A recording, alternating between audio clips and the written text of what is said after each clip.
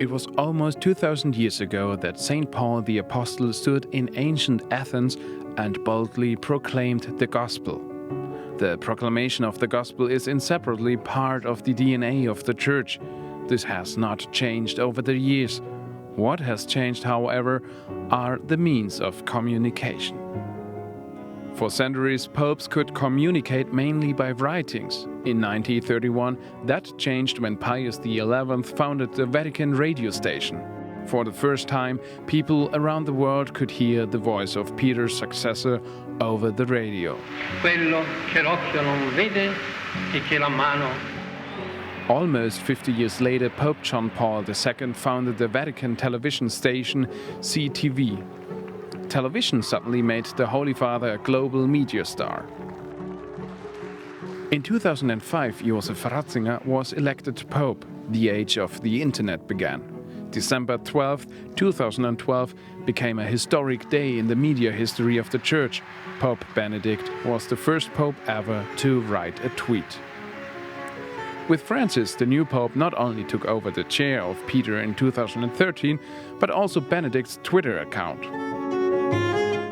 Daniel Arasa, who works as a communications consultant for the Vatican, has followed how the Pope's communications strategy has evolved.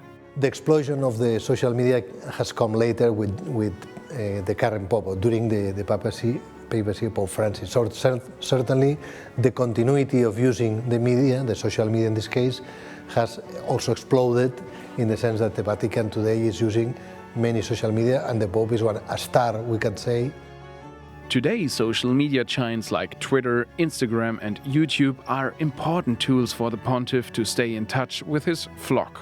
Pope Francis, in my opinion, is reminding every day with his words, with his gestures, even more than words, the importance of relation with God, a merciful God, and how this relationship, this friendship with Jesus, with the merciful God, can change our life forever. So I think this is the real core. The most important thing is doing even on a communication level. The importance of the media was particularly impressive when the coronavirus pandemic broke out. Not only social life, but also church life in the community threatened to die out. La tua presenza di Padre. The picture went around the world when Pope Francis gave the blessing Urbi et Orbi in the deserted St. Peter's Square in March 2020. Francis knows the importance of the media for the Church. This shows his decision to beatify Carlo Acutis in October 2020. Carlo, an Italian teenager, died of leukemia at the age of 15. A devout Catholic, he used the internet by the early 2000s. At the age of 11, he created a website with an online directory of Eucharistic miracles. I think that Pope Francis, with his capacity to generate images, is really up to the task to be a communicator for the social media age. We don't have to be fearful to stay there and to evangelize even in this new continent, because it's really a continent. So if we believe that new evangelization is fundamental for the third millennium and our century, we have to stay there. And I think that there is a wonderful continuity between Benedict XVI and Francis on this particular aspect of communication. Once a month, the Vatican publishes a Pope video on YouTube. In it, Francis speaks about specific intention and calls on Catholics to unite with him in prayer.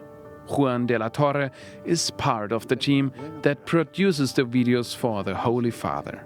I think that we need to use technology as a tool, right?